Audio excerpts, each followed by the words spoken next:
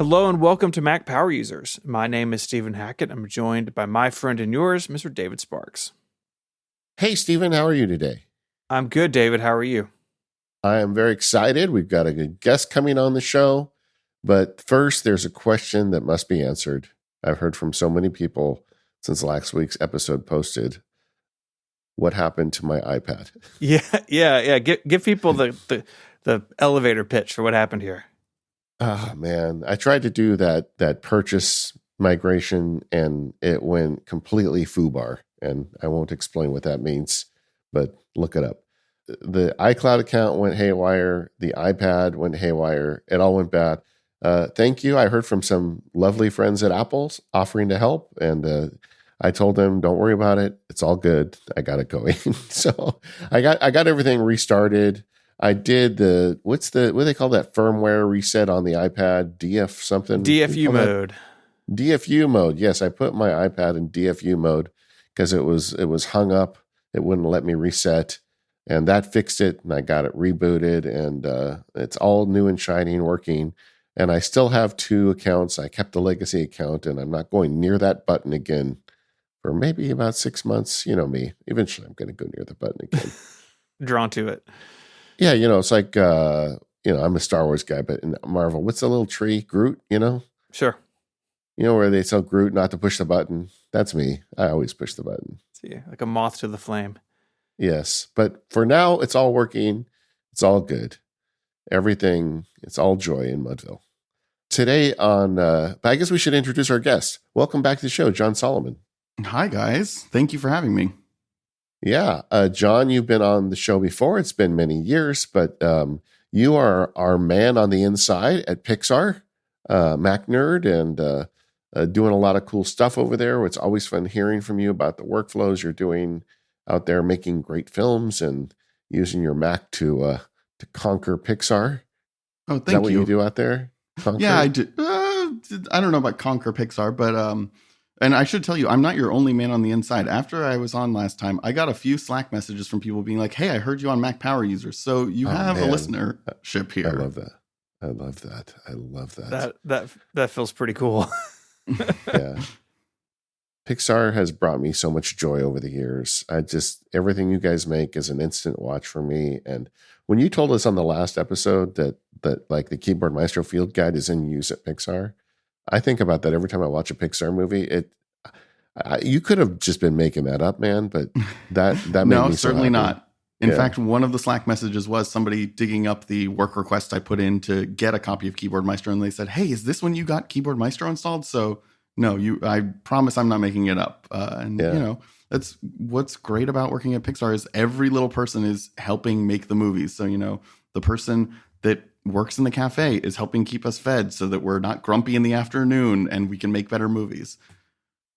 Yeah, I talked to Merlin Mann once because he used to do a lot of speaking, and I was asking him, what were the best companies you ever spoke to? Because he was back in the Inbox Zero days, he was making the circuit, and he said by far it was Pixar. He said everybody in that building was on message.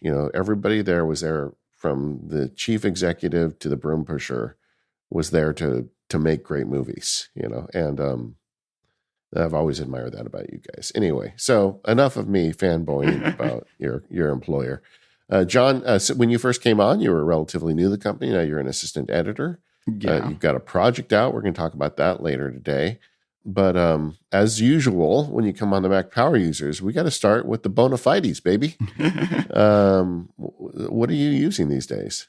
Okay, so last time I was on, work-wise, I was still working from home.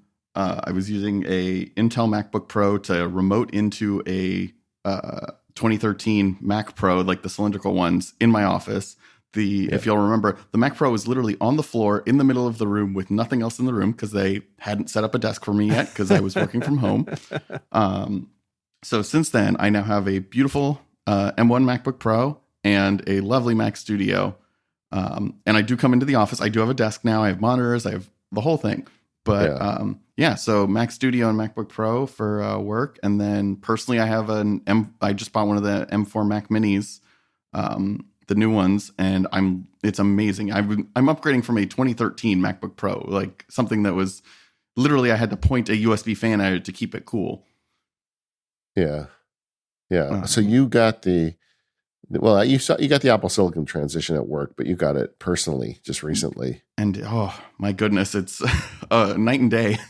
We still hear from listeners that are, because it's been around a while, and frankly, Mac Power Users listeners, we're usually at the sharp end of the stick, but we still hear from listeners occasionally that are upgrading. They're like, "Why didn't you tell me?" You open the lid and it turns on and everything's better. But yeah, I feel like we did tell you, But you guys have mentioned it a lot. Yeah, upgrade cycles take a while, and Macs run great. And I have I keep banging on about this theory, but I think these Apple Silicon Macs are going to last even longer than the Intel ones did. So people are going to keep those even longer. But it does feel good, right? I mean, what was the biggest change for you for your personal stuff, switching from a 2013 MacBook Pro to Apple Silicon? I mean, it's one of those things where you forget how many things you just mentally go, oh, I can't do that on my computer because it'll overheat, or it's just too much. Like I can't run a VM on my old MacBook Pro, or any kind of gaming, or even video transcoding was a lot to put it through. So there are all these things, and just all the features that you kind of forget about. Like you watch WWDC and you go, oh, that feature looks, oh, wait, I can't do iPhone mirroring with my old Mac. Okay, Yeah. I'll get it someday. And then you turn on the new Mac and you go, oh, I forgot about this feature. Oh, and this, ooh, and I can do this now? That's amazing. I want to switch over to your work computer, though. Well, actually, one more thing on that Mini. There's something about that M4 Mini that everybody loves. Like, do you feel like you bought it in the heat of passion? Like, it seemed like everybody wanted one when they announced it, right? Almost the opposite for me. Okay. I am as you can see by using a 2013 MacBook Pro until basically the wheels fall off. That's kind of the kind of person I am. So Yeah. I had been waiting, going like, maybe I should just wait for the new Mac Studio. Maybe I should wait for the new Mac Studio. My partner was like, John, you have to have a new computer. You can't keep living like this. Pay for the upgrades on the M4 Mac Mini. And you know what? If the new Mac Studio comes out and you go, okay, I could actually use this, let's just trade it in, get you the Studio. But no, it definitely wasn't a impulse purchase. It was. I tend to be the kind of person that waits for whatever the new Apple product is until it's announced, and I get it that day or that week, because then I feel like I think I got burned. I think with my first iPod, I literally bought it like a week before a new iPod was announced. I didn't know what I was doing back then, and luckily Apple had a nice return policy at the time and everything. But I learned, okay, just if you can wait 6 months for a new computer and it's not mission critical that you upgrade, go ahead and wait. You'll be happy that you got the brand new one. Yeah, Steven is one of those guys who likes to wait too. Like he waits like 10, 12, 15 months before he gets a new computer. Hey. Do I wish I could justify a tiny, adorable Mac Mini? A little bit, yeah. It would look really cute on my desk. I'm just telling you. I don't know. I could just sit it next to my Thunderbolt dock. They could be little siblings there. You could put like a little bow on it and you can make it a hat. And just like a strap, put it around your chin. A friend of mine just got one, and I told him, I was like, you need to get googly eyes. Put a pair of googly eyes on the front. Yes, I love that. John, about your work computer, I was thinking about this. As an editor, I mean, you've got to be working pretty resource intensive, or is all that editing done on a server? How does that work? I mean, what kind of rig do you use for editing? So editing is pretty work intensive, but like the actual rendering of video files that like we're bringing into Avid is done on the render farm. Like that's a giant server. That's way too much, for even your personal computer to handle. Yeah. But Avid is a pretty resource intensive. Like if you give it RAM, it will use the RAM. We do have to like, even though the renders have come from the render farm, if you do certain things in Avid, like you resize something or you try and reframe an image or anything, you need to render it. And, we're playing whatever, like 24 tracks of audio at any given time, like between music and sound effects and dialogue and things.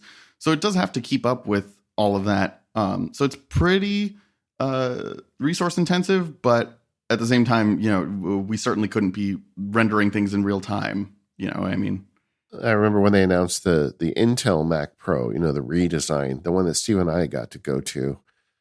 They had a machine across the street there where they had the entire set of Toy Story 3 loaded into one Mac Pro. I think it was Toy Story 4, the carnival set, yes, right? Yes, you're right. Yeah. Toy Story. I lost track. Toy No, Story 4. It's all right. And they were very. That was an impressive feat, as they explained to us at the time. Yeah. But it sounds to me like that doesn't really actually happen much. I think it does for other departments. I think they, need to because, some a department like layout, that they are the ones that kind of take the 2D storyboards that we draw. When we were first making the movie, we're just drawing like simple storyboards and recording scratch or reference dialogue. They take those in layout and make them into 3D, basically. Like somebody else has built the set and built the characters and rigged the characters, but layout is responsible for kind of laying out the scene, figuring out where characters are going to stand and things, and what cameras to use, what lenses to use on those cameras, what angles.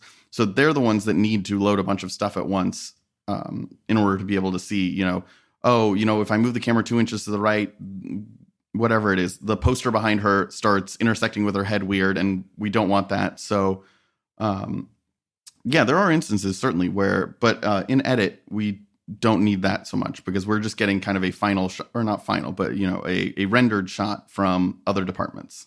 Yeah, and you're working. In fact, in some ways, the files you're working on so big that they could never fit, right? Yeah, we do have like Avid has its own proprietary kind of storage system that is basically a server that all the Avids talk to. So, not much lives on my actual Mac Studio work. Well, that always shocks me when I watch like a Pixar movie. Like your show is about a baseball team, and like you look at it, and like every baseball glove, somebody had to make that, right? I mean, it's almost like a parts shop. Oh yeah, every stitch, like the stitches on the softball, have to be designed by somebody. Has to pick what color they are. Somebody has to figure out what the thread should look like. The uniforms, every single thing has to be designed and modeled in 3D. And a character, you think of somebody designing the character and you go, great. And then they just use the character. No. There's a group called rigging that has to go, yeah, that's an elbow. Like the computer doesn't know what an elbow is. It has to teach it, hey, this is an elbow. This is the way it bends. And even in our show, there are times when characters kind of go beyond stretch, do what's cool about animation is you can do things that aren't possible in real life. So we can have a character slightly hyperextend their arm. But most of the time, we don't want them to hyperextend their arms. So you kind of have to teach the computer, here's what it can and can't do, and occasionally tell it, yeah, I know that's the rule, but please break the rule just this once. Yeah. And like in the history of Pixar, they've probably never made a character slide into second base, right? I'm trying to think if we ever have, but I don't think so. Yeah. I mean, but now you might need to. Yeah. It's one of the fun things. Season's not over yet. Yeah. It is one of the fun things of just getting to try new, like that's what Pixar loves to do, is invent new things. Like, Monsters Inc. was fur, Finding Nemo was doing things underwater. On Win or Lose, we had things where they developed a new method it's called detached facial features. It's kind of above my knowledge level. I don't fully understand how it works, but basically it means that their eyes aren't really attached to their head in the traditional way that you would, so that they can do sort of crazy things where they can go almost bug-eyed like Bugs Bunny, or, have their mouth slightly off of their face if they're, really shouting about something. Well, let's get back to hardware real quick. Are you an iPad guy at all? Not really. I still have an iPad Air 2. It's really just an extra screen. Yeah, it works. It mostly ends up just in the kitchen playing something while I'm making dinner, or bringing up my calendar, or a big part of being an assistant editor is processing dialogue after we've recorded it. So it's helpful to have the script up rather than having it on my monitor. I just open up the app on my iPad and just can read the script. But yeah, at this point, I'm not doing any creating on my iPad. It's really just a reference device. What year was it? The iPad Air 2? Like 2014. Yeah, somewhere in there. I mean, yeah, it's an 11-year-old computer. See, this is why I think Apple Silicon Macs are going to last forever, because it's kind of the same thing. It's a system on a chip, like an iPad. Granted, it's more powerful, but like those things just run forever. Yeah, it's still working great. The big problem I think Apple's going to have is, number one, people aren't going to buy as many Macs, but I guess they're planning for that. Mm-hmm. And software, like how long can you support a 10-year-old computer? Right? Yeah, that's interesting this year, because it feels like we're getting very close to the end of support for Intel Macs. Really, the Yeah. last couple of macOS releases, it's really only a handful of Intel Macs now. Like, it's not many. And then, then you get into Apple Silicon. Like, they're still selling the M1 and MacBook Air. Like, you can go get one new from Walmart, and that thing will be 5 years old here pretty soon. So it is interesting to see how that's going to play out. Yeah, I mean, Apple's been pretty good about supporting. Like, I'm still using a Thunderbolt display with my new Mac Mini, and my partner, she uses with her MacBook Pro, she uses the LED cinema display, the one with the mini display port. Yeah, it still works. Yeah. There's something about Apple that I love, as much as every once in a while they do go, yep, this is deprecated. Sorry, you can't get updates anymore. There are a lot of hardware things that they still support that you would think somebody would have forgotten by now that they even ever made a cinema display. Yeah, and some people, you always hear folks saying, that's Apple. They're just trying to get you to go buy a new one. I really don't believe that. I think they run these things for as long as they possibly can. Yeah. But they're also very into making it better. And like at some point, the old stuff just can't keep up. Yeah, I think if you tried to run Apple Intelligence on an Intel Mac, I don't know how well it would run. I think there's sometimes yes, they're trying to sell some more Macs. That is their job. But sometimes, they go, yeah, you could theoretically run this, but it's not great. Yeah. It may hover off your desk because the fans are blowing so hard. Well, there's always, weirdness at transitions. But so you've got an iPad Air that's powered by Steam. Yes. What about your phone? My phone is a iPhone 13 Pro Max. I think I got it right around the time I was on last time. It's probably about time to upgrade. I think this year will be the year I upgrade. So I haven't really played with Apple Intelligence on my phone. But it'll be nice to have. I'm sure. I think the biggest thing I've noticed, my partner has, what are we up to? The iPhone 16? Mm-hmm. She has the 16 Pro Max, and the camera is a noticeable difference. So I'm really looking forward to that. Yeah. I mean, that's the advantage of the phones, really. If you wait 2 or 3 years, you're going to notice the camera's better every time.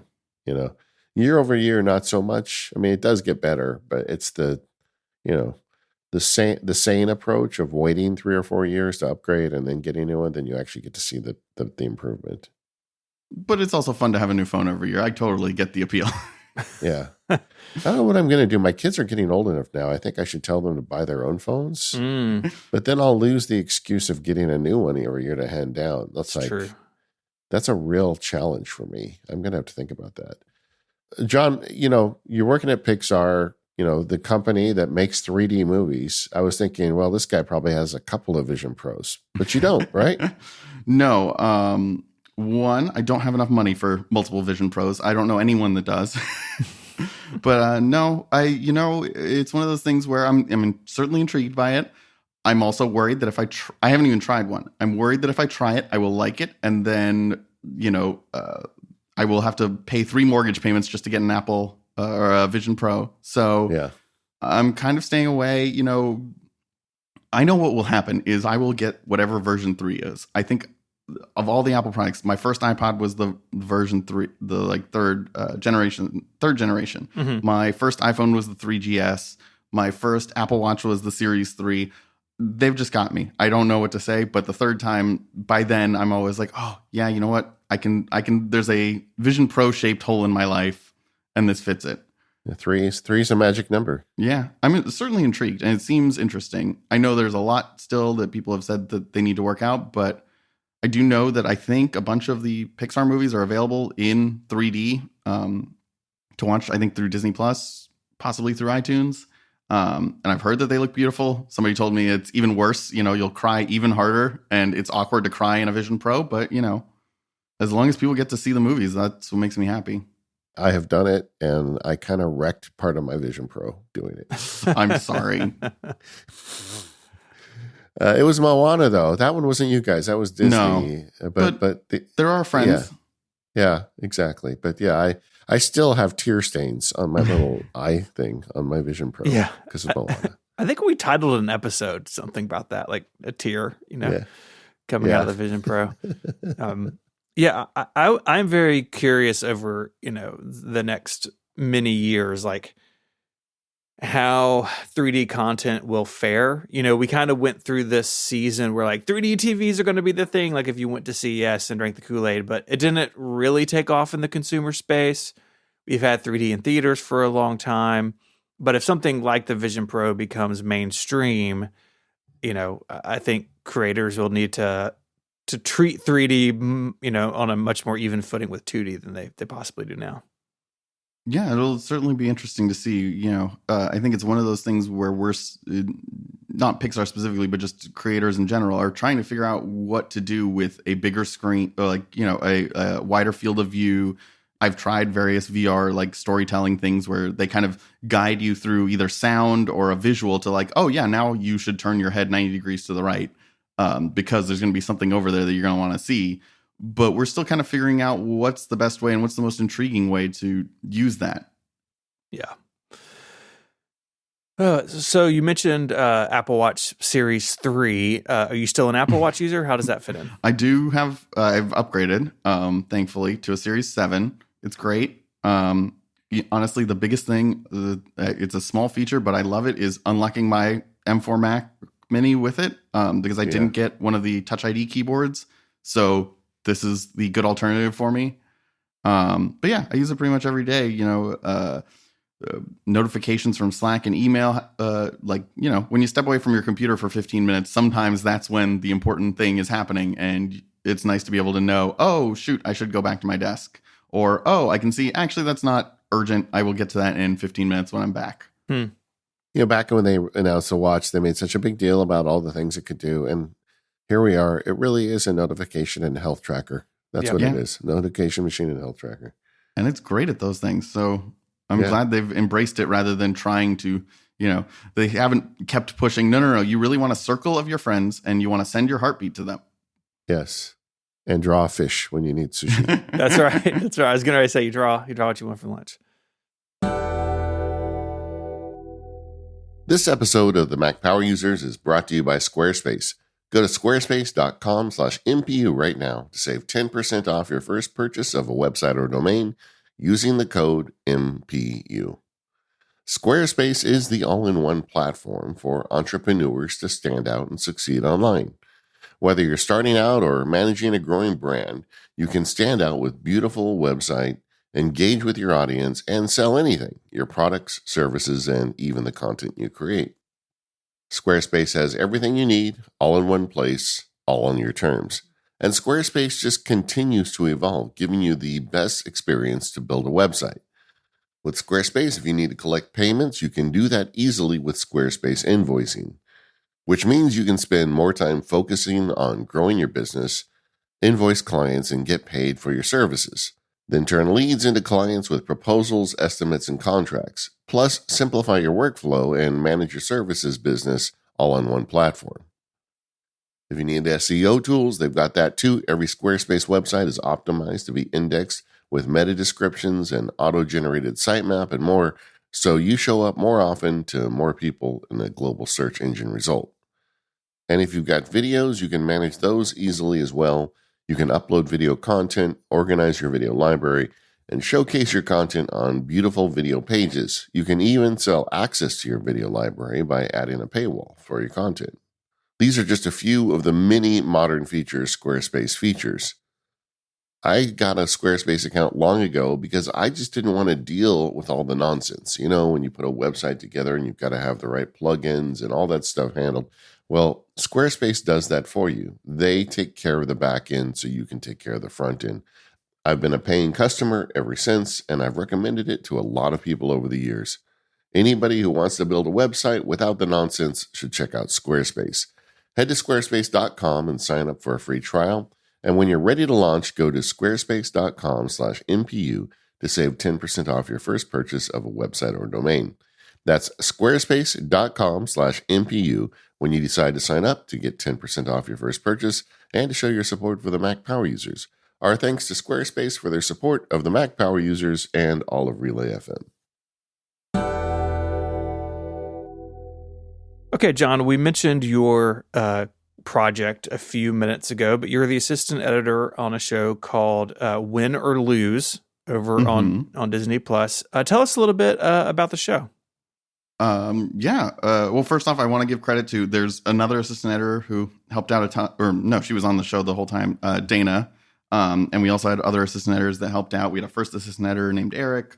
So it's definitely not just me. But the show is 8 episodes that are released every 2 weeks, or two every week. The first 2 episodes went up, what was it, the 19th? And then as people are hearing us, there will be 4 episodes out. It follows a youth softball team in like the week leading up to their championship. And each episode focuses on a different character and their perspective on what happened. So all the episodes are connected, so it's a really fun show to rewatch and go, oh, now I see, something in the background that you didn't realize was actually something that is happening in a different episode. It's almost like Back to the Future and Back to the Future 2, where, you rewatch it and go, oh, you can see what they were, you're going back into the same movie over and over again. I think it's something that people are really going to have fun rewatching and noticing things that maybe they didn't catch the first time. That concept, I have to say, I wasn't sure about it. Like, I'm much more of a linear story guy usually, but having now got into it, I get it. And I think it's kind of fun too, because the characters are all different and unique. Like, each character's point of view is very different, at least from what I've seen so far. And I don't know, I kind of like what you did there. Oh, thank you. Yeah, it came out of Carrie and Michael, our 2 directors, used to share an office when they were working on Toy Story 4. And they would come back from a meeting and one of them would go, oh, that was the worst meeting. Like, we're about to get fired. And the other one would go, what are you talking about? Like, that meeting went great. I think they're really happy. And so they realized how can 2 people be in the same meeting, come out of the same meeting and have the exact opposite interpretation of what events happened? And so that's kind of where they started their idea for this. And so it is fun. There are episodes where, we're not using the exact same line of dialogue from a character from the earlier episode because maybe they heard it slightly different or maybe they remember it slightly differently. Yeah, I think, and we really tried to, there's a diverse group of perspectives. One of the things was the second episode is Frank the umpire, because we wanted to be like, hey, it's not just going to be the Pickles team. You're going to see perspectives from adults, kids, people on the team, people not on the team. So yeah, I'm really glad that you're liking it so far. And I'm just so happy for you because, like, the last time you came on, you were just kind of getting started, but now this is a show you worked on from beginning to end. So, in my head canon, this is your show. Well, thank you. Truly, it is a lot of people that do so many different things. Like Pixar, one of the nice things is there isn't really that feeling of like, oh no, we could get rid of the layout department. They're not as important. It's like they just do the work that the animators will do the actual animating. No. Every team is important because they contribute something. And so truthfully, like even within a department, there are multiple editors that worked on the show. Each of them contributed something. It's really, really cool. Yeah, that Ed Catmull wrote a book about it called, I think, Creativity Inc. was the name of the book. I thought it was really good. But the book was really focused primarily kind of on the journey of Pixar in my mind. Yeah. And I learned a lot from it. But there is something in the water up there at Pixar where you guys culturally have such a giving like culture. I really am impressed by that. Like everybody I talk to there talks about this the same way you do. It's like, no, we're all a team. We're going to use the person who's best at each piece of this for each piece. And then when we get done, we've got this great piece of art. And I don't know, I just kind of love that. I think that's something that could be emulated even outside of 3D animation. No, I'm certainly. I've read Ed's book. I love it. And a lot of it is, I think finding the right people. Like you've all got to be invested from the start. From like the people you're hiring have got to be interested in. Yep, I'm here to help preserve that company culture. Not, hey, I've got an idea. What if we just cut some corners real quick and do this a little bit cheaper and quicker? Yeah, I'm really happy that Pixar focuses so much on company culture and tries to preserve, what makes us all happy and what works for us. Another insight I got out of that book, if you'll permit me to go down a rabbit hole, it's just the, in the book, like Pixar they started out, I guess, a division of Lucas. Actually, they started out before Lucas bought them, but throughout their history, they kept like being on the verge of something really great happening. Like they were going to get, I think, bought by IBM or somebody, and then at the last minute, the rug got yanked, and all these things kept happening where they thought they were out of the woods, and then something went wrong, and they weren't out of the woods. But all of that happened, and because of all of those problems, that's what led to the circumstances where they had a crazy millionaire named Steve Jobs that let them make a movie. If any of the things that they thought was going to be good in the moment had happened to them, they never would have became the Pixar that we know. And that's a good reminder for life, right? Sometimes something happens and it's not what you wanted, but it's just part of the journey. Yeah, and you know what? The older I've gotten, the more I've realized, talent can get you a certain degree, but a lot of luck is involved. During in the more power users, I'll talk about how I got to Pixar, but my goodness, there were a lot of lucky breaks I had along the way. That one slight, literally, as a tease for that, what if I talked to one different person at one dinner party, I might not be here. So yeah, it's a good amount. Like you have to be talented, and there's a lot of hard work. Like everything that you think is listeners probably think, oh, David and Steven kind of just freestyle talk through an episode of Mac Power Users. No. You guys have detailed notes. You spend a lot of time. You talk to your guest ahead of time so that you get to know them. There's a lot of work that goes into making the finished product that I think sometimes it's easy for us to forget. Oh, everyone's working really hard to write that email that looked really good or, conveyed a thought really well. It doesn't come without any planning or preparation. The other thing on Pixar culture that I probably mentioned on the show before, it was in one of the Steve Jobs books. When they built that building, he wanted them to just have one bathroom. Yes. So everybody had to go to the same bathroom so they would bump into each other to talk about projects. Yeah, we do have more than one bathroom. If anyone comes to visit, don't worry. I do kind of love that about Steve Jobs, that's like where his mind went. Like, yeah. How do we force him to bump into each other and talk about projects? Let's give him one bathroom. Yeah. And truthfully, there have been times I've run into somebody in the hallway and go, oh, hey, you know what? I've been dealing with this problem, and you were on a show 3 years ago that dealt with a similar problem, and I hadn't even thought to ask you about this, but what did you guys do to solve this? So, yeah there is something about that serendipity of interactions. And I would imagine that's changed as people have made it back to the studio, right? Your Mac Pro is not alone in a room anymore. No, yeah. I think a lot of us are back a lot of the time, and it's been quite nice. There are pluses and minuses to both working remotely and working here or working at the studio. But, I think speaking from personally, there was like kind of that weird in between, you remember after COVID, quote unquote, after COVID, where people were kind of doing hybrid meetings where there's like 3 people in the office that are on Zoom, one Zoom together. And then there's one person at home. And those always just felt a little off. Like as uncomfortable as everyone being on Zoom was, everyone was on kind of even footing of like, yep, everyone has the same delay. Everyone's got their cat hopping up on their desk or whatever.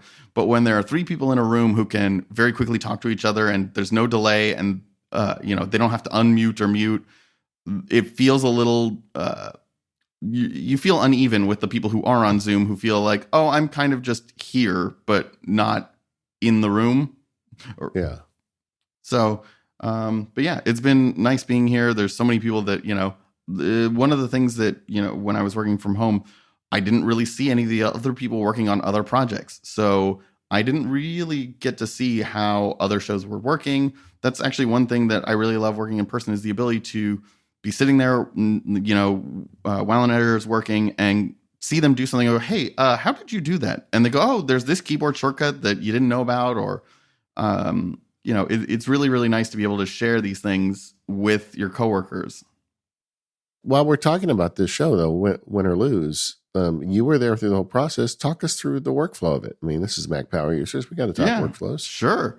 So the movie starts with, or the show, starts with Karen Yates come up with an idea and pitch it. And there's various ways that things happen, but it gets approved and they start writing. In this case, they wanted to also be the writers. Sometimes we have, a writer that's separate from the director, but in this case, the 2 of them decided to write and direct. And so they start writing, and pretty quickly they hire an editor and an assistant editor and some storyboard artists. And the storyboard artists start drawing storyboards. The editor starts cutting them together. We start recording what we call reference dialogue, where we just get people from the studio. There's somebody here that gets to play Woody. There's somebody that was the voice of Laurie. I even got to hide in my closet using my iPhone, recording on the Voice Memos app. And we just use that voice for a character just temporarily until we know what the story is and have things more locked. Then we hire the actors to do it professionally. So we put together a version of the movie every, couple months. I keep saying movie. I mean an episode. Sure. We put together a version of the episode, watch it all together and go, okay, what do we think? And, there's the famous Pixar Brain Trust, that, is a group of people that are really, really talented when it comes to story and directing and writing. And they will watch it as well. And they will give us their notes and thoughts and go, hey, because they have a little bit of detachment. They haven't watched every single iteration, every day when we're making small changes. So they can sometimes have the detachment to go, oh, hey, this character that you thought was really funny is actually kind of grating. Have you thought about, I think you can just tweak this thing? And so a bunch of people watch it, give us notes. We go, okay, let's go back. And the nice thing about, working in storyboards and scratch dialogue or reference dialogue is that you can just redraw storyboards, and they can bring me down to the recording studio again and go, hey, John, can you say it like this instead? Or can you record this new line? Or, one of the things that I had to wrap my head around moving from live action to animation was, you can, in live action, they just give you the footage and then you're the editor. And maybe if you're lucky, you get some reshoots. Here, if we go, hey, in the last screening, this whole scene took place on the softball field. We think it might be better to take place in the school. It is a decent amount of work. There's a storyboard artist that has to redraw all the backgrounds, but it is not nearly as crazy as going, okay, great, we're going to get all the actors back together, get the sound guy, get the camera department, and go to the set and, have catering. And no, it's much, much easier than that. So let me just interrupt there for a minute. So when you have that version you show to in the old days, Walt Disney had what they called the 9 old men, like the people who he had, his advisors would watch. But you have that version at Pixar where you have people off the project that watch the project. Now, how well rendered is it at that point? It varies. The first, Brain Trust screening is all storyboards. In fact, sometimes we'll be like, you know what, actually, there's a part in here where we just drew, there's going to be a chase scene here. So we drew 5, really nice storyboards, and have a narrator explaining during this part of the movie, whatever, Woody and Jesse will run down the street. Yeah. Okay. So yeah, it's really, really rough. Sometimes we even have if I'm not available to record for my character, they might do what we call reference for reference, which is, hey, we'll just pull somebody else in to record those 2 lines since John's not available. And yeah, the voice changes a little bit, but you know what? It's all temporary. So how many people attend that? It's like everybody on the team is there to see this together? It totally varies. Sometimes, we do screen it in the theater, so there's a good amount of people, but it really varies. Some different screenings and different projects will be like, hey, you know what? We really want to, at this point, we're getting close to being done in storyboards. So we'd really like layout to attend this screening so that they can see and give us their notes for what they think will be, helpful to know as we're going to layout. Or, hey, you know what? Edit hasn't even seen the movie yet, and it's already the 4th Brain Trust screening. We really should get Edit in here. It can totally vary. All right. So one more question. I'm thinking about this practically, right? I'm working on this movie or this TV show, and now there's a meeting and there's 30 people in there and they're all taking notes. I don't know if they're doing it on paper or digitally or whatever. And then somebody has to figure out how to make sense of all that feedback. I mean, how do you even do that? That is the job of the poor director. Okay.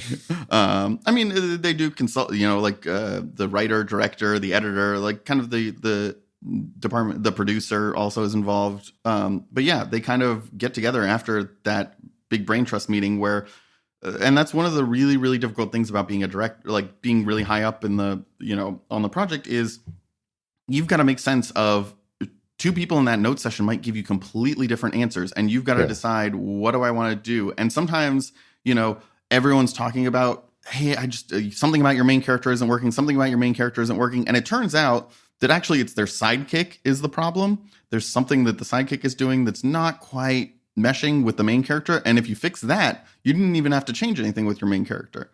So yeah, it's a really tricky and difficult thing, and you've got a lot of voices. That's why sometimes, you don't want to invite the entire studio to your brain trust, because as much as, we love all our coworkers and we all have great ideas, there's a point at which the amount of notes is just overwhelming, and, people have completely different ideas of what the movie can be, and it can just be a little overwhelming, honestly. So Yeah. we do limit somewhat the amount of people that are watching it at any given time.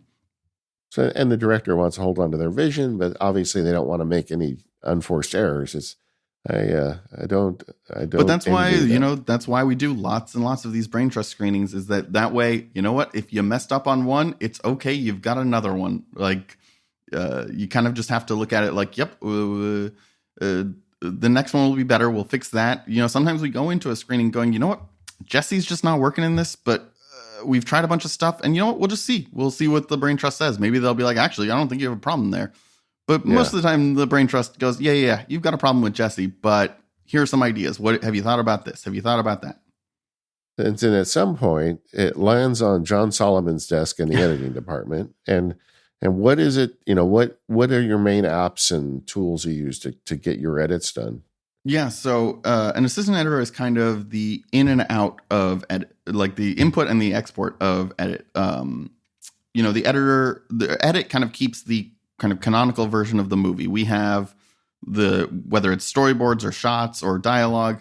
If an animator, as they're working, goes, hey, can I slide some dialogue a little bit, a few seconds or a few frames later, so that I can have their face, they can make a face and then deliver their line. They'll send it back to us, and we'll make sure that it gets changed, because eventually our sound gets sent to Skywalker Sound, and they're going to do their thing. So we have to make sure that our sound matches the picture that animation is sending to us and everything. So tools wise, Avid is still the kind of the king here. Basically everything goes in and out of Avid. We've got a couple of, kind of proprietary tools that help us, that help deliver things to edit, and that once we export things from edit, we can send them to the storyboard artists in a way that they can actually, if they need to just change a character's hair color, for instance, that they don't have to redraw the whole thing from scratch and then send us a new copy. Sure. They can go, I can just open the old one in Photoshop and paint in the hair and then send it back to edit. Day to day, other than that, it's Slack and Gmail and Google Docs.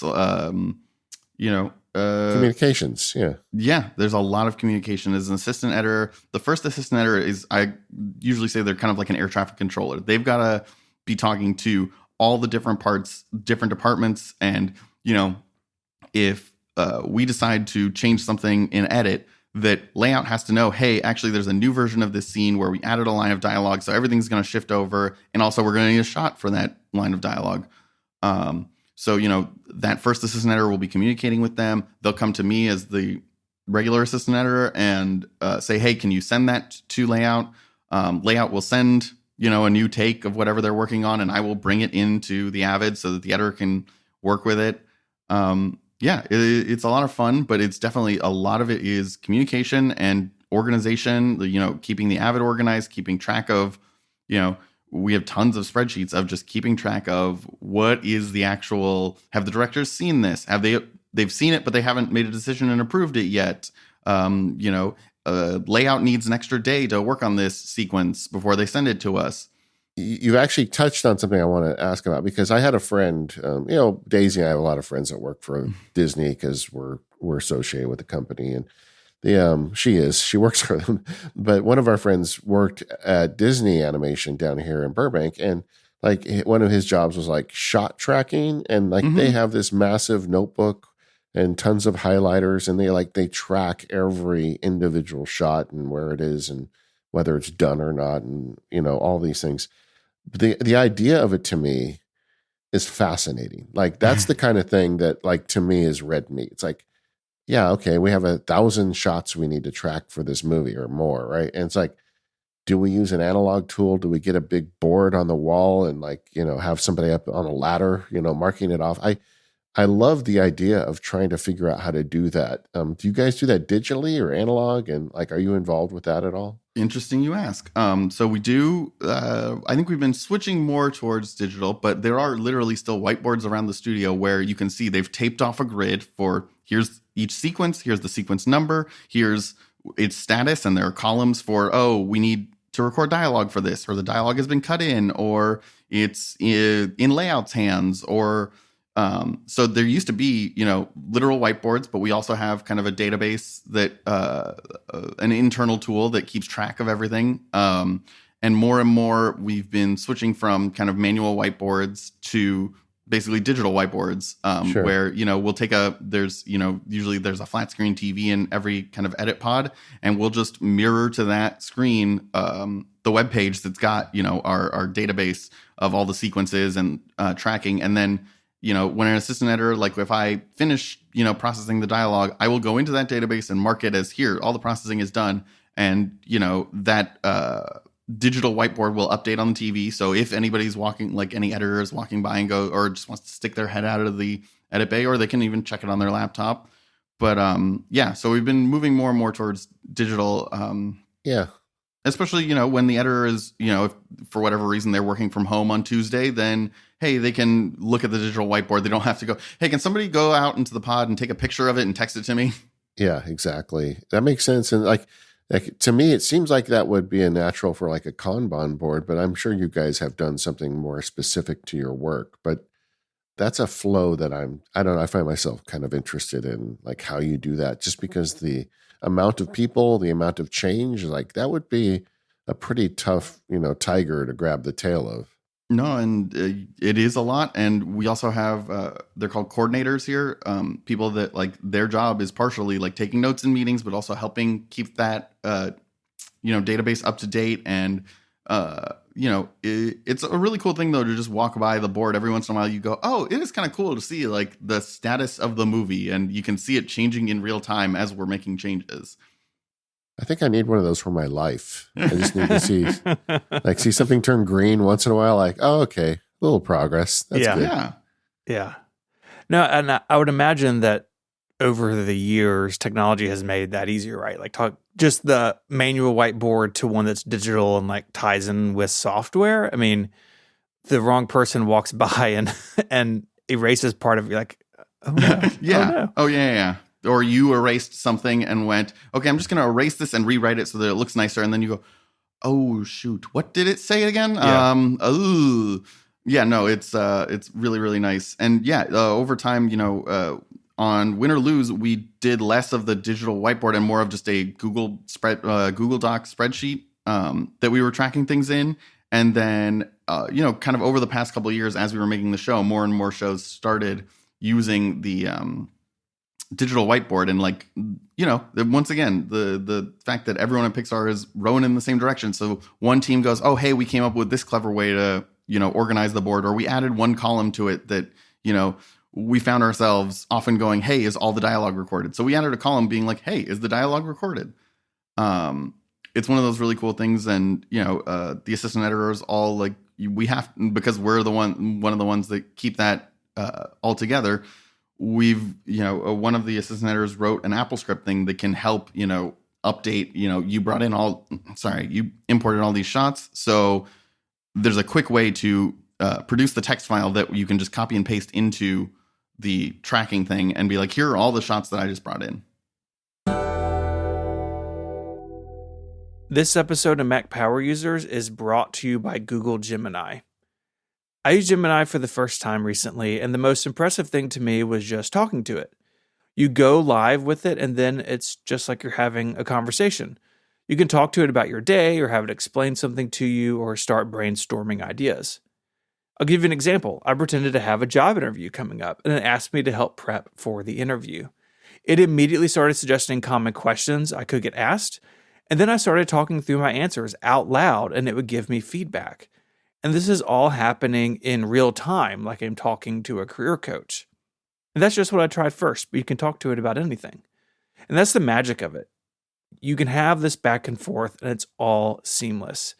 If you haven't tried it out, it's definitely worth checking out, and you'll see what I mean. Our thanks to Google Gemini for the support of the show and all of Relay. All right, John. So it's not just updating the board, though. I mean, you're working with so many people. I mean, how do you collaborate? Is it all email, or I guess you said Slack too? Yeah, it's a mix of email and Slack. Slack tends to be kind of the quicker, just letting someone asking a quick question or letting somebody know that, oh, hey, those boards are online. But email is really, the any kind of longer term information tends to live in emails. And, on right now, I'm not working on a particular project today. So I might get, 25 emails, which is not bad. But on, a day when right before a screening, when there's a lot going on and there are exports happening and there's prep for the screening and things, I might get, 200 to 500 emails. So a big thing that I just learned very quickly is you've got to set up some filters in Gmail. Otherwise, you will be just buried in email, and also your phone and watch and everything will constantly be pinging. I'm stuck. Did you say 200 to 500 emails? Yeah, let's say there's 25 sequences in the movie. For each of those sequences, when someone updates the database and goes, hey, we'd like an export of every single sequence in the movie for the screening, that generates 25 emails. So that alone, you just do a few exports during the day and suddenly, you're up to 200 emails. Whew. Wow. Whew.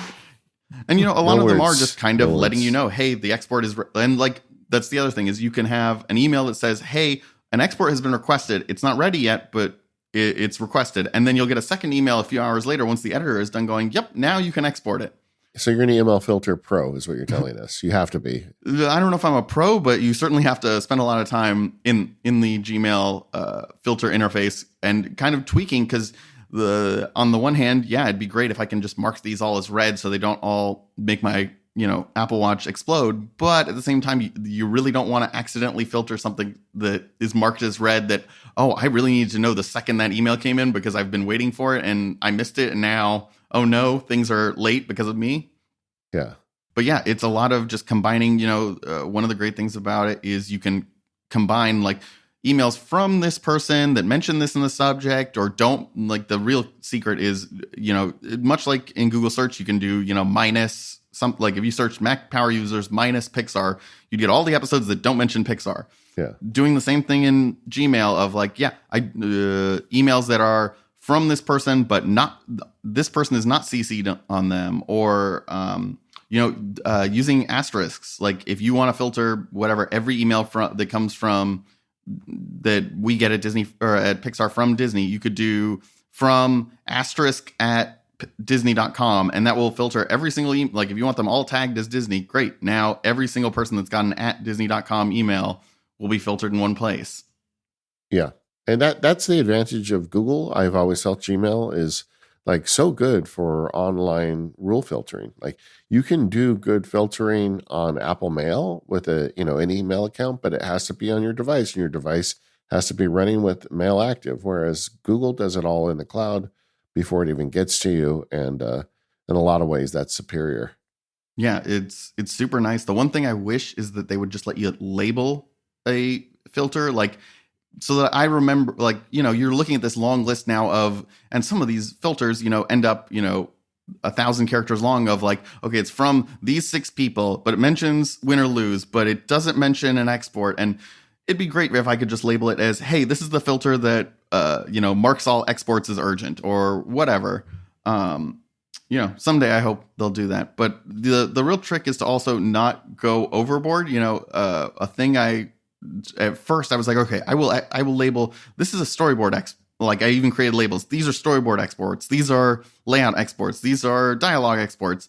And it just got to be too much. And I realized I'm never looking for a specific storyboard export. I will just tag everything as an export and then use the handy search in Gmail and be like, anything that's labeled export and has the word storyboard in it. I think Merlin has used the phrase organizing your recycling. Yeah. So you have to be careful of that, and just coming up with clever workarounds for tags so that when I am manually labeling something like reference and referrals, in both of those I'm typing like what to get through that, I have to type REFER before I can even get to, oh, these are two different tags. You know what I mean? Like when you're typing out a tag to add to something, you want it to be the quickest way to add something. So rather than reference, I might write information or something that like quickly I can tag it and separate it from referrals, because those look the same when you're looking at a long list of emails. It's so important, like, to figure this stuff out, and it depending on what system you use. There's a lot of good options these days, I think. Like I use Fastmail, and like you, I've got just I don't know, I've probably got about 150 rules that I apply at the Fastmail cloud, level. So all the Mac Sparky stuff gets filtered way before I see it. Mm-hmm. And it's the same thing. You can do a lot. I will add, though, with Fastmail, you can label them. So there you go. Oh. But I'm sure, I haven't really I don't think I can done it. convince the whole company to switch email providers, but No, I don't bring think it that's up. going to happen. I don't think that's going to happen. But I feel like for people who don't want to use Gmail, Fastmail is probably the best alternative if you're looking for doing something like that. But, we've had a sponsor in the past, SaneBox. They do that for, any account, really. They've got a lot of like cloud-based stuff you can do. But if anybody's struggling with email, I feel like this is a real help. Like one of the things I've done over time is I've created subfolders for the different things I make, like the field guides, the labs, the podcasts. And Fastmail does a pretty darn good job of getting everything in the right bucket. So I can just go and say, okay, I'm going to take a half hour and go through all the field guide email. And then like it's all there waiting for me. I don't have to figure it out. Yeah. And that's something that anybody in the sound of my voice can do. You just got to choose which technology you want and just kind of build it out. I wouldn't say you build it out in one day. Like I'm sure, John, you didn't make this system in one afternoon. Oh, certainly not. And you know what? You're much like, I realized I need fewer tags. Don't try and perfect your system before you've implemented it. Just sometimes it's just about, okay, implement some of the system. And as you go, you will realize, oh, hey, you know what? I thought I needed all these emails marked as urgent, but I never actually look at that urgent folder or whatever it is. Like tweak it as you go rather than trying to feel the pressure of like, I've got to come up with a perfect system to organize every single email that I will ever possibly get. Stephen, what do you do for email rules? I've got a handful, mostly to sort feedback from various shows into folders. Because if you email us like from the website, that attaches a subject line. As long as you don't change it, it gets filtered. But not a ton. I used to do a lot more. I used to have a lot more mail subfolders, and I kind of got to a point where I was like, you know what? I can just archive it all and search, and still have a handful of important folders, but a lot less than I used to. And I will say that's one area when writing emails that I try and be really, really cognizant of is, much like you were saying, Stephen, of like, if they change the subject line, then, your filter kind of breaks. So when I'm sending, emails about like, here, this dialogue is available, I have a format for the subject line that I try and make sure is consistent, that like it's whatever, dialogue online, : here's the sequence number and sequence name that's available. That way, if somebody has set up an automation based on my emails, that I'm keeping it consistent rather than, changing my subject line every time or making it just a little bit different. That makes it really hard for somebody who is relying on those filters to actually have something that works every time. Yeah. Where does automation come in for you? You're dealing with a lot of different documents, a lot of email, things kind of coming in all over the place. You mentioned mail rules, but is there anything else like on the Mac that's helping you out there? I mean, Keyboard Maestro, I cannot live without. When I got the new Mac Mini, I within about 3 minutes went, why does none of this work? Oh, that's right, I haven't installed Keyboard Maestro yet. You don't even think about some of the things of like, oh, I just use, I can type at and it'll autofill my email. Writing in the date format for a new file I created. There's so many little things that, and that's just personally, but also at work, everything from, we like to have consistent naming between, files, between like recording sessions or exports or anything. And the best way I found to make sure that that is consistent is using automation, because it's easy for you to make a quick typo and now one of those 100 folders is mislabeled, or one day you happen to forget that actually we write all these folders year, month, day, and you wrote day, month, year, and now everything is ruined. Wait. Pixar uses year, month, day for their file name? It depends on who you are and where you are and what project you're on, and but Okay. yeah, it totally depends. And that's actually one of the things, last time I was on, I had only ever worked on Win or Lose. And now I've helped out on other projects and learned that like some of the things I told you guys last time of like, this is exactly how we do it. Turns out not every director wants to use, Google Docs as their notes, like place for notes for the editors. Some of them want to use box notes. Some of them would rather write it all in an email. So it's one of those things where you do kind of have to adapt as you're going. And that's one of the ways that I use Keyboard Maestro is sometimes, this whatever note-taking app they want to use, Command B doesn't bold things for some reason. Well, I'm going to write a Keyboard Maestro thing to make sure that it does, because that's what I need. Yeah, makes sense. This episode of the Mac Power Users is brought to you by Indeed. Go to Indeed.com/MPU and join more than 3.5 million businesses worldwide using Indeed to hire great talent fast. You just realized your business needs to hire someone, like yesterday. How can you find amazing candidates fast? Easy, just use Indeed.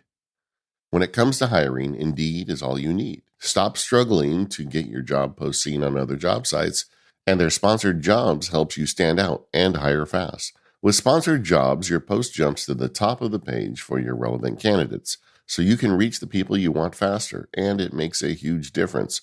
According to Indeed data worldwide, sponsored jobs posted directly on Indeed have 45% more applications than non-sponsored jobs. When it comes to hiring people, I have made all of the mistakes, and I just wish I had a service like Indeed back when I was doing this, because so often I spent so much time just trying to find the candidates with the right qualifications that I didn't spend enough time finding the right fit. And if I had Indeed, that would have been solved for me, because Indeed finds the right qualifications right away. It allows you to really hone in on the most qualified people to get exactly the hire you want. It makes it easier and gets you a better hire. With sponsored jobs, there's no monthly subscriptions, no long-term contracts, and you only pay for results. And how fast does it all happen? Well, in the minute I've been talking to you, 23 hires were made on Indeed, according to Indeed data worldwide. There's no need to wait any longer. Speed up your hiring right now with Indeed. And listeners of the show will get a $75 sponsored job credit to get your jobs more visibility at Indeed.com/MPU. Just go to Indeed.com/MPU right now and support our show by saying you heard about Indeed on the Mac Power Users. Indeed.com/MPU, that's the URL. Terms and conditions apply. Are you hiring? Indeed is all you need. Our thanks to Indeed for their support of the Mac Power Users and Olive Relay. John, one thing we talked about before recording was and it's understandable given your line of work, but your interest in video transcoding. And that's something we get questions from listeners every once in a while. Like, I've got optical media that I'd like a copy of, or I have these files that are in a weird format. So tell us a little bit about video encoding kind of broadly, and then some of the use cases that you have come across. Sure. Yeah, I love video transcoding. It's one of those things that seems really, really technical. And to be truthful, it is. But once you know some of the basics and kind of understand the concepts, it becomes a lot easier to at least get something that, works for you. And, you can, if you just need to convert a video for whatever, to shrink it down a little bit, that you understand enough to at least do it. So yeah, I guess let me start by explaining some big terms, I guess, that I think most people know that a movie is made up of individual frames. So every, in a movie, it's 1/24th of a second is a new image, or in videos, it's 1/30th of a second. You'll actually see this in your iPhone in the camera settings. You can change the frame rate in which you record. So each of those frames, basically the computer's got to go, okay, I've got a certain amount of data called the bit rate to basically explain this picture. Think of it like a series of JPEGs. Each one can be whatever you want. You can tell it, hey, I want every single picture to be less than 1 megabyte. And it'll go, great. I will figure out ways to try and reduce the amount of data there. That's why sometimes you look at a video and go, oh boy, that is super blurry.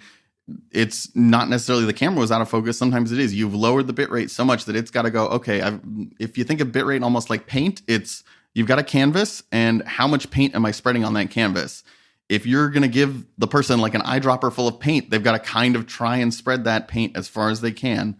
For people that have used, digital cameras, when you use digital zoom, and it's basically just kind of cropping your picture and making it bigger, that's essentially what, lowering your bit rate or, increasing the what we call the raster size, which is like, people will have heard of 720p, 1080p, 4K. That's basically your frame size. So, if you have the same amount of data and you try and spread it out more, like with digital zoom, you're not actually creating, I guess this does slightly fall apart in that the new iPhones do some computational photography to kind of figure out, to not just take every pixel and stretch it out. But, traditionally, that's what you're doing, is basically taking 1 pixel and making it now 4 pixels. So you're not actually adding any information. You're just making the picture bigger. What other things can I tell you guys about? Codecs are, in your iPhone, there's a setting under the camera app, or maybe Photos, where it says, hey, do you want to make files that are more efficient or files that are more compatible? The more efficient is this relatively new thing called H.265 or HEVC, if you've ever seen that acronym. That basically is just kind of a smarter compression method that lets you, for the same amount of, how can I explain it? It's almost like if you gave someone the same amount of paint, but you gave them a little trick to spread the paint a little more efficiently. Mm-hmm. There's what other things? There's hardware and software encoding. So hardware encoding, your Mac has, if you've ever watched any of the WWDC keynotes and they've said, oh yeah, we've got some ProRes encoders right on the chip. That is hardware encoding. It's using something built into the hardware that is specifically designed just for video encoding and decoding. And it's much faster. There is a slight quality trade-off. I think most people won't really notice the difference and will appreciate the difference, because software encoding, on my Mac Studio, making like an HEVC file, I can get 60 frames per second. If I turn on the hardware encoding, it goes up to 400 frames per second. So, depending on what you're doing, that time savings may be a huge deal to you. And then finally, I guess, sound-wise, there's, I think most people know the difference between stereo and surround sound. Like stereo is just 2 speakers in front of you, or your 2 headphones, and then 5.1 or 7.1 or Atmos is just more speakers, and you're kind of spreading the sound around. There are a lot of different, H.264 versus HEVC. There are different audio codecs. I think Apple's kind of preferred one that they deliver movies in, from iTunes, is AAC, and it's pretty great and efficient at encoding.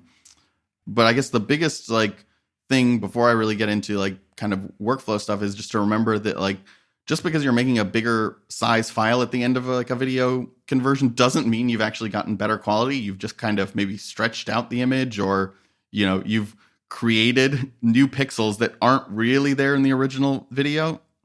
So there is a certain kind of, it's all a kind of balancing act. If you've ever done photography, that there's kind of this triangle of balancing, that you're balancing your ISO, which is the sensitivity, the aperture, which is how much light is let in, and then the shutter speed, which is how long that aperture is open. And you're kind of balancing those 3. You're going, okay, I'm willing to trade off a little more noisy of an image for a little brighter of an image, or I'm willing to, I'm not taking a sports photo, so I can leave the shutter open longer, whatever it is. It's all kind of a balance of you don't want to make a 4K file that it has a tiny, tiny bit rate, but you also don't want to waste a bunch of bits on a tiny, tiny video that is only on, a web page that no one will ever view bigger than their phone. That's the part I needed to hear, because to me, I've always thought, well, it's bigger. That's probably the render I want, the one that makes the biggest file, right? If I, but I'm really glad you shared that bit.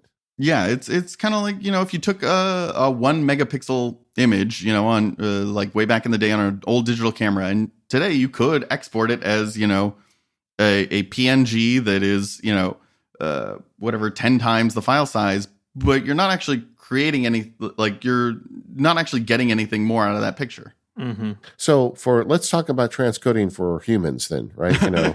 folks not at Okay. Pixar, right? I mean, but Yeah, there's a lot of people fair. listening that bump into transcoding once in a while. They get a video of their kids, or they've, for whatever reason, they need to transcode.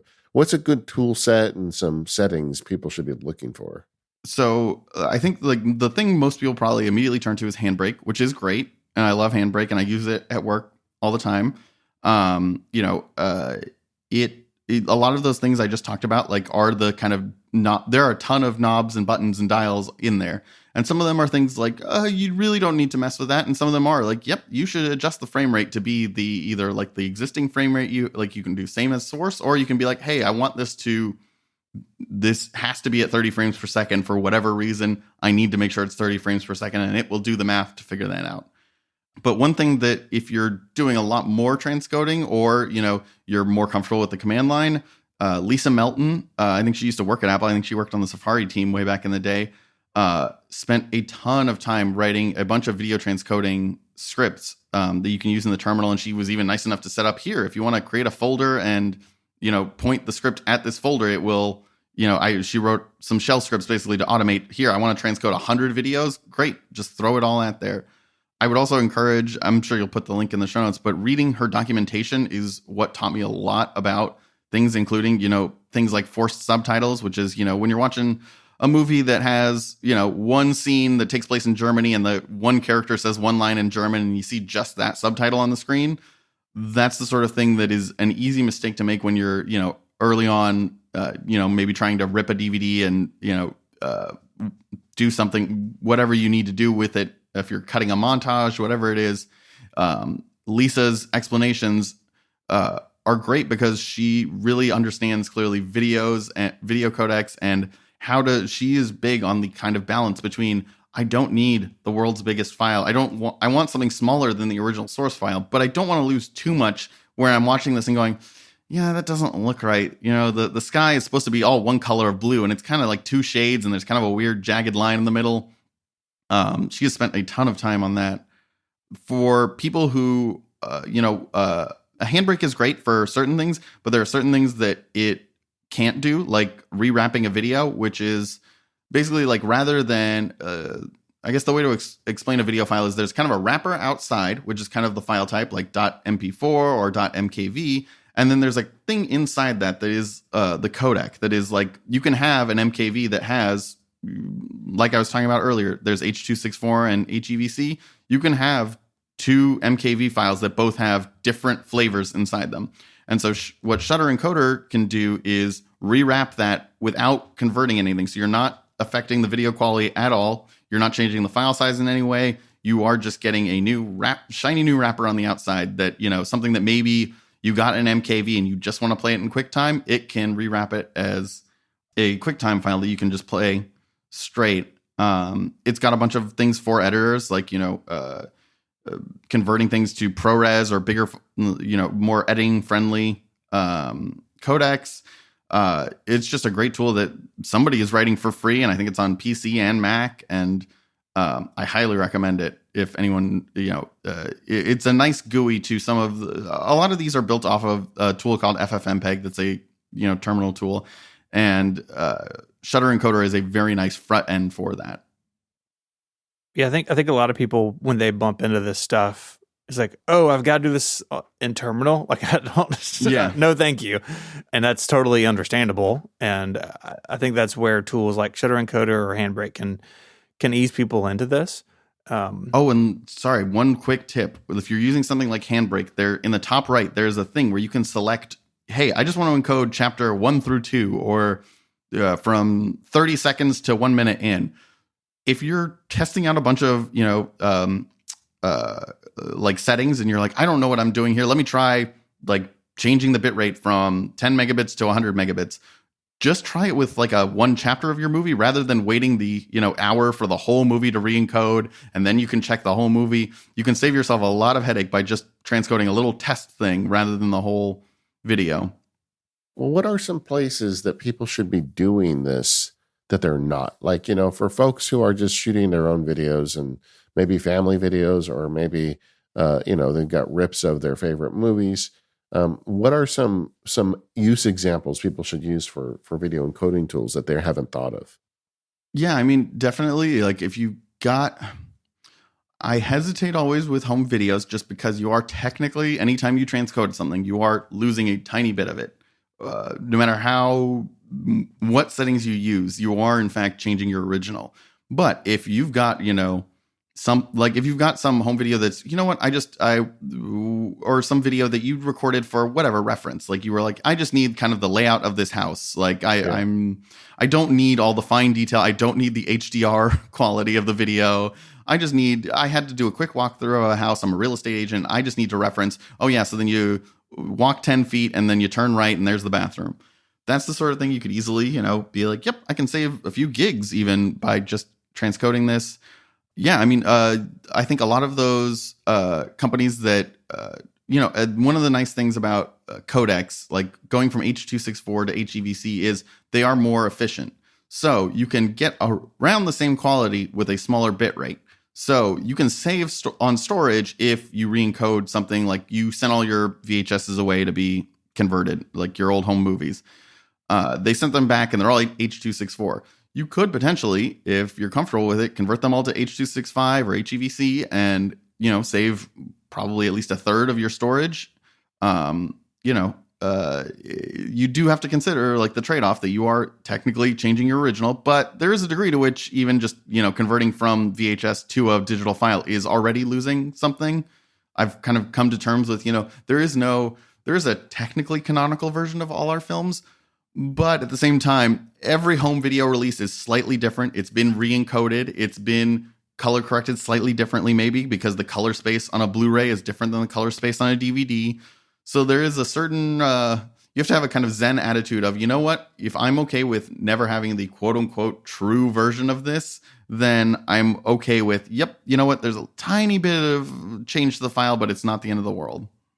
Yeah. And I think something people at home need to know is that like movie companies really obsess over this stuff. Like getting the encode right is super important when that's your business. Oh yeah, our mastering department spends a lot of time thinking about these things and testing these things. Honestly, they are if you think I was too technical talking about this, you have no idea, because there are people in the mastering department who could run circles around me.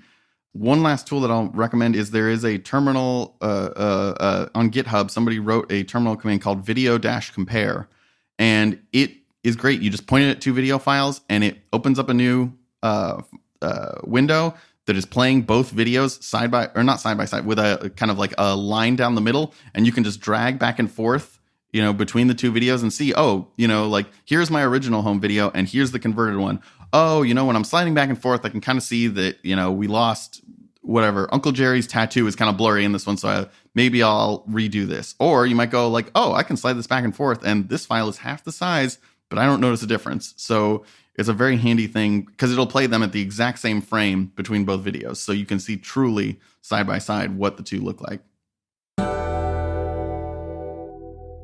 This episode of MPU is made possible by Incogni. Data brokers can collect, aggregate, and sell personal information. This includes names, social security numbers, login credentials, and more, which can lead to annoying spam and more serious issues like identity theft. Thankfully, you can use Incogni. They reach out to data brokers on your behalf, request your personal data be removed, and then deal with any objections from their side. Privacy online is more important to me than ever. And look, my phone number, my email address, like that stuff's out there. I get spam contacts each and every day, and it really distracts me from what I'm trying to do at work. So with Incogni, you can protect your privacy in 3 easy steps. You create an account, you grant them the right to contact data brokers on your behalf, and then kick back while they get back to work. And you can stay up to date with their progress. There's a user-friendly dashboard that provides updates on the status of removal requests. So visit Incogni, INCOGNI, Incogni.com/Mac power users to secure your data today. Sign up and enjoy a 30-day money-back guarantee. So protect your privacy and experience peace of mind knowing that your personal information is safe.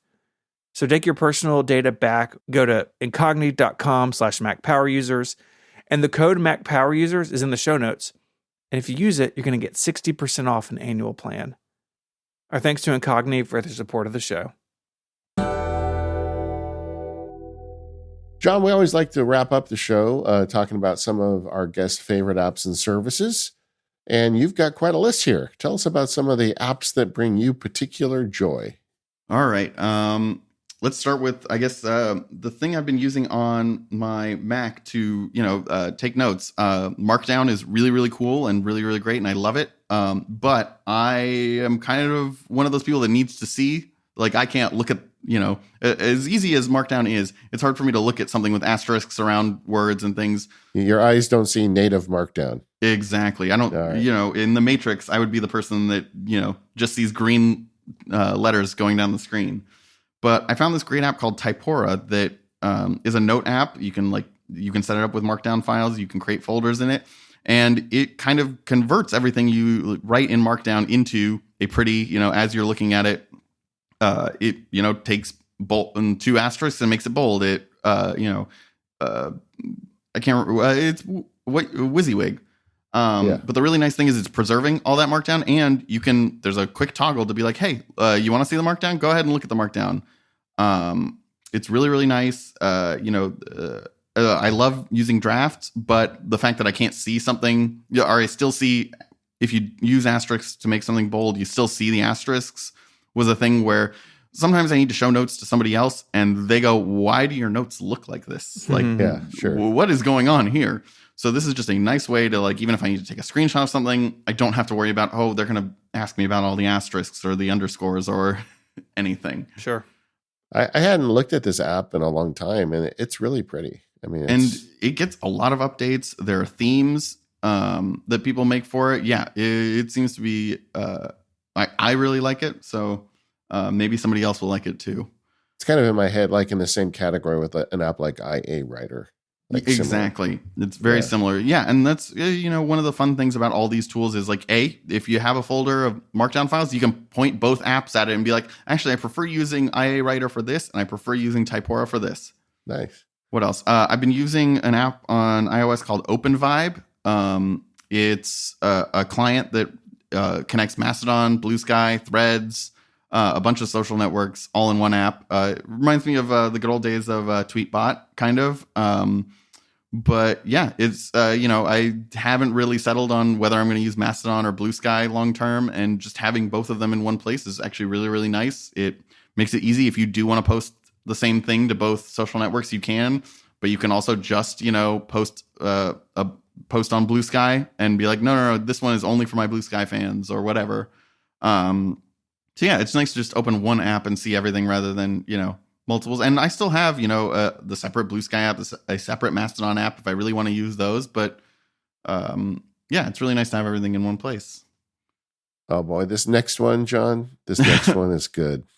Okay, so if anyone's old enough, I never thought I'd be describing myself as old enough to remember something on the Mac, but there used to be a lovely app called Candy Bar that let you change icons on your Mac. Yeah.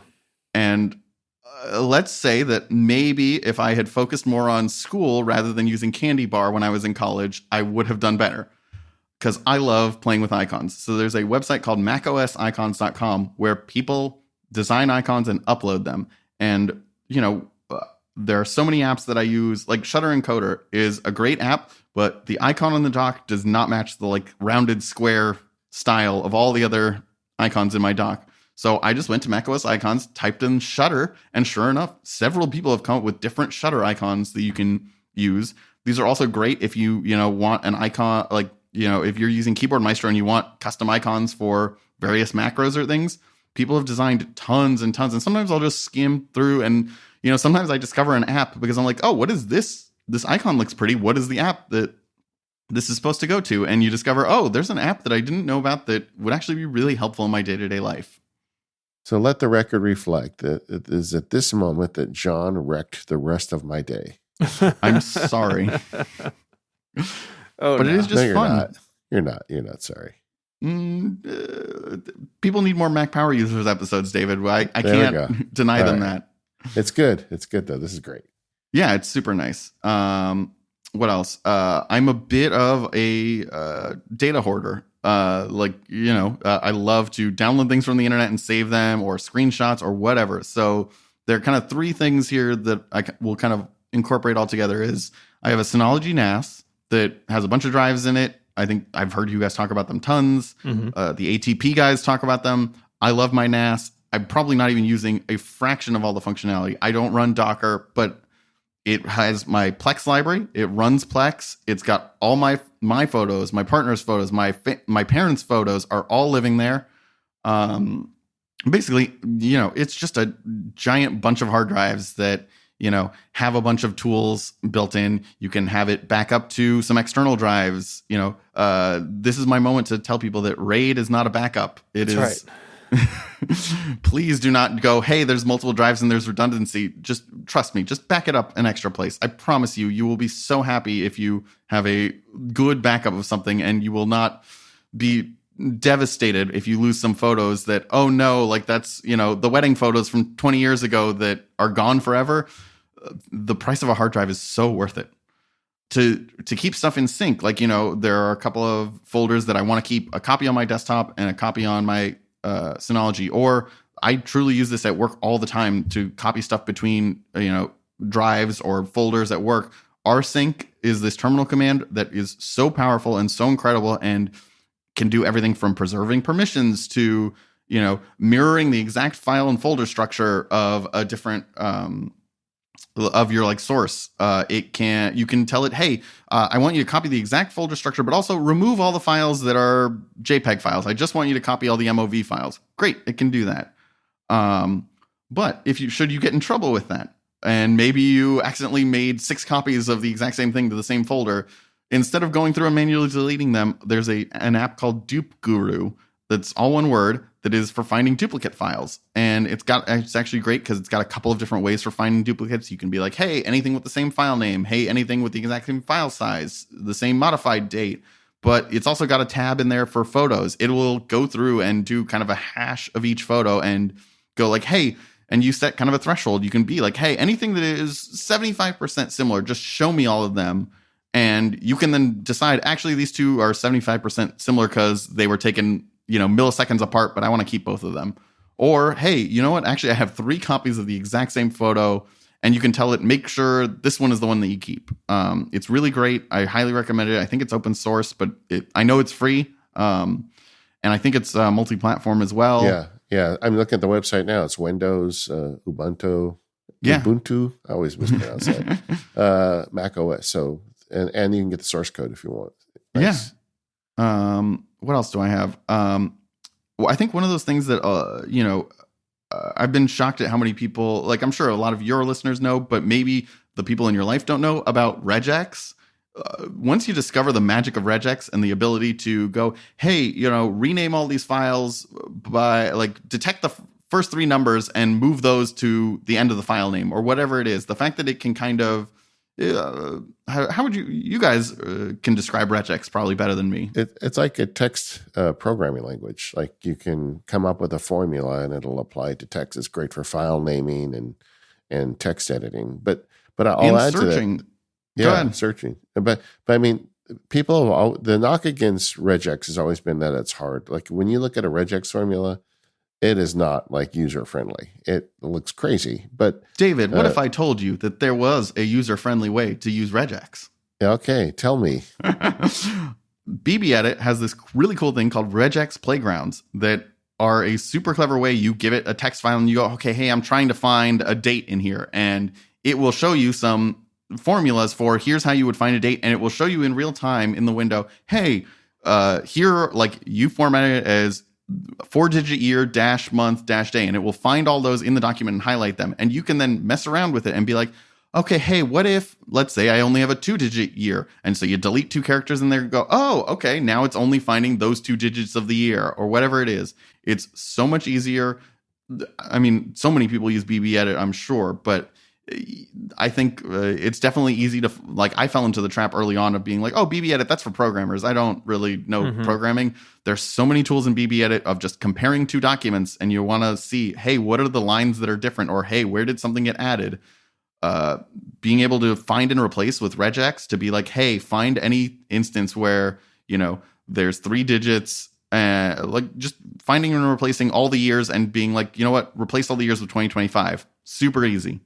Yeah. And like in the world of AI generated transcripts, this is very powerful. Like, you know, it always gets Max Sparky wrong. It does MAXBARKEY. And so like you put a regex formula together and you throw it all into BB Edit and it fixes the entire transcript like with one button. But I would add, in addition to using BB Edit, if you want to get into regex but you're intimidated, is artificial intelligence is very good at writing regex. You know, you can go into ChatGPT and say, I want a regex that does the following. And usually it gets pretty close. It at least gives you a starting point. You know, I think AI is still one of those like things that I think a lot of people are divided on, and I truly don't know how I feel about it. But there are certain things where, you know, where there are things that are just hard to Google, you know, that like explain, like if you don't know what a pipe is in the terminal and you just go, hey ChatGPT, what is this vertical line in this terminal command? It can at least try and explain it to you. And maybe it's not 100% accurate, but at least now you know the word pipe and you can go to, you know, somebody else maybe who on the internet has explained what exactly a pipe is, but it's really hard to just Google a vertical line and be like, what is this? And they'll be like, yeah, it's a vertical line. What do you want? You know, one thing I just want to mention now that you bring up AI is you didn't say the word AI at all in your workflows for your show. I didn't. Disney's pretty particular about what is and isn't allowed. I think I can pretty confidently say that our show wasn't, I can certainly tell you our show wasn't written with AI. It wasn't, you know, we didn't write any songs using AI or anything like that. I think honestly, AI, by the time we were done with the show, AI was still kind of in its infancy in terms of like, you know, consumer uses. Yeah. I'm sure there are people at the studio who have asked ChatGPT something. I think the most I've seen people using it right now, or like the most I saw it on, and anytime I've been working here, is people making something funny to put like using an image generator to make something funny for Slack. Yeah.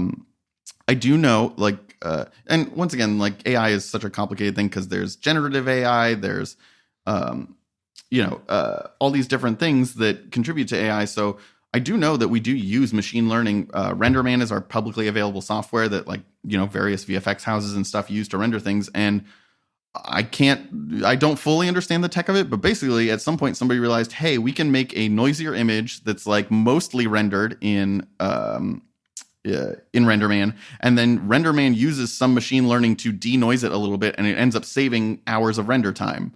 So, you know, we're certainly not like, you know, we're not, oh, never, ever, ever use AI. But I think we're trying to be cautious. You know, I can't speak for the whole company. And, you know, Pixar is a lot of people. I'm sure there's somebody at the studio who wants us to make an entire movie only using AI tools. And there's another person who says, if we ever use an AI tool, I'm quitting. So there's a whole bunch of variation. But yeah, we didn't use AI to make Win or Lose. Yeah.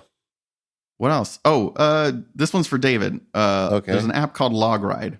All right. That is just, if you go to Disneyland a lot, if you are any theme park really, and you want to track, hey, these are the rides I went on in a particular order, or here's how many times I've been on Pirates of the Caribbean. If you just like stats like that, it's kind of fun. It's silly. Some people would probably go, why on earth are you tracking that?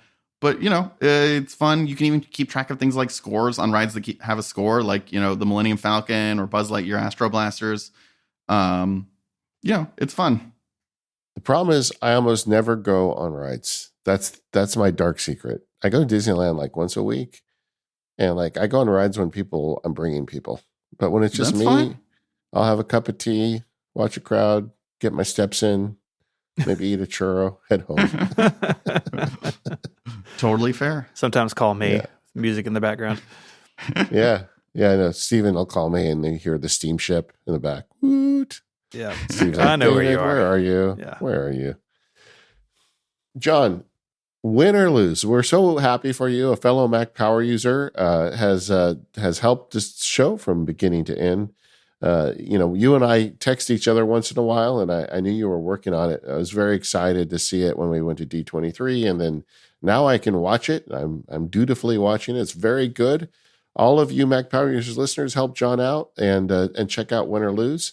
This is something you can certainly watch with kids, but it's also something you can enjoy on your own. In fact, John has something a little special for MPU listeners, at least a few of you, right? Yeah, you know what? I will do my best. I'm gonna say this with some slight caveats, but I'm gonna go to the studio store, and this is from my own money. This is not affiliated with the studio. I'm just doing this on my own. But for anyone who watches Win or Lose, there'll be 4 episodes out by the time you're listening to this. If you just I'll give my Blue Sky and Mastodon handles out. If you message me and tell me what your favorite joke from the show was, like whatever made you laugh, I will, within reason, send out postcards from the Pixar Studio store to you. If 10,000 of you suddenly send me tweets or Blue Sky posts, I can't promise 10,000, but within a certain amount of reason, I will absolutely send you a postcard from the studio store here. Well, so just let John know you heard it, you enjoyed the show, and maybe you'll get something special. So how's that for an offer? Yeah. I also wanted to take a quick opportunity. I know, St. Jude is important to Mac Power users. So I work for, Disney is the company that owns Pixar.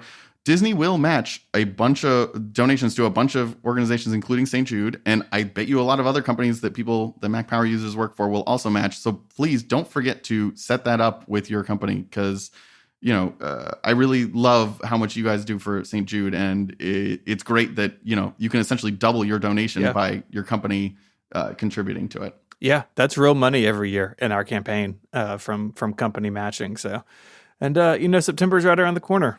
It feels like sometimes. I have this picture in my head because I hear from a bunch of people inside the Disney company every year because we talk about it in the show.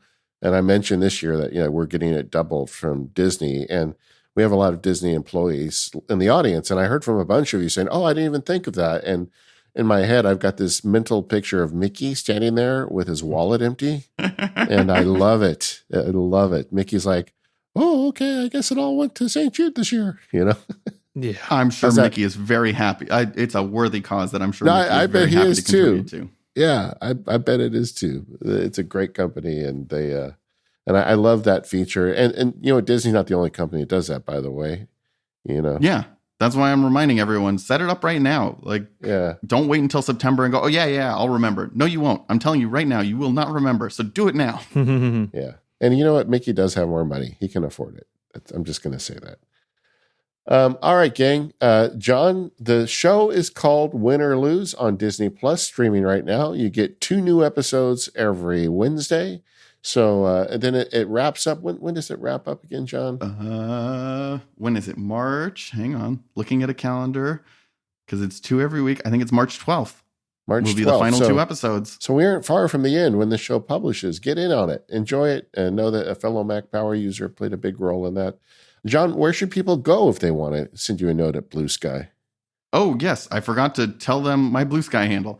It is my last name, Soliman, and then you add DER.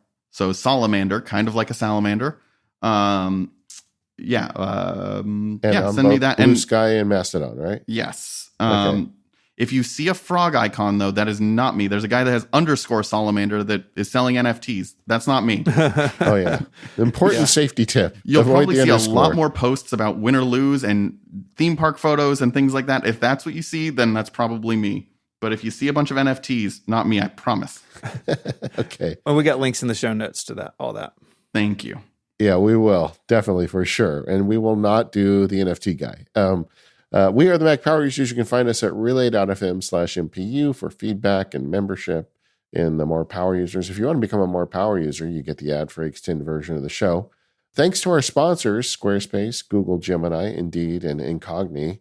And for those More Power User subscribers, John's going to talk about his path to Pixar today. So we're looking forward to getting started. Otherwise, we'll see you next week.